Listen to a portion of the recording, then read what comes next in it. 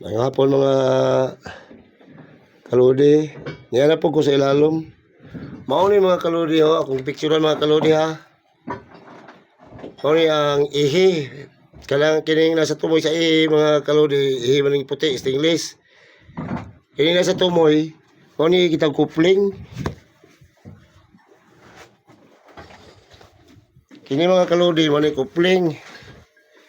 Kini mauni ihi, stainless. Kini mga kalodi, mo ni gukuron sa makina inig alain. Simblakon mo maning makina ni mga kalodi. Pero dili ni mga kalodi makina. Ilisa ni bago mga kalodi. Buti bakal ni mga kalodi kay nagsige man gumos dagat.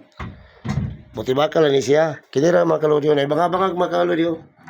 Pagpakupo lang mga kalodi kinahanglan ang boltri butang ning bangag dili bikil kay mga bali man ni andar.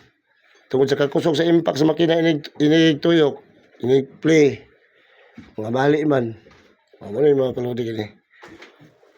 Ya, pagbutang ni sa makina mga kalodi, dili pwede dire dito gini sa paglutaw kay para align siya kayo.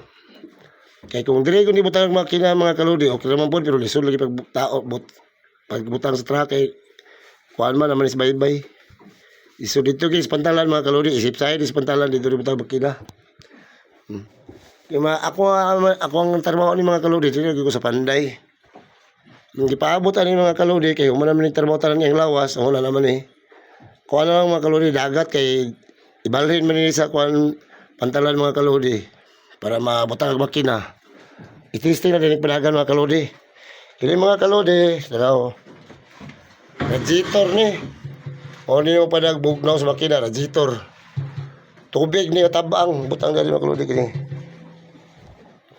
Mga kalodi ha. Ano eh. Tama na ni 2 minutes.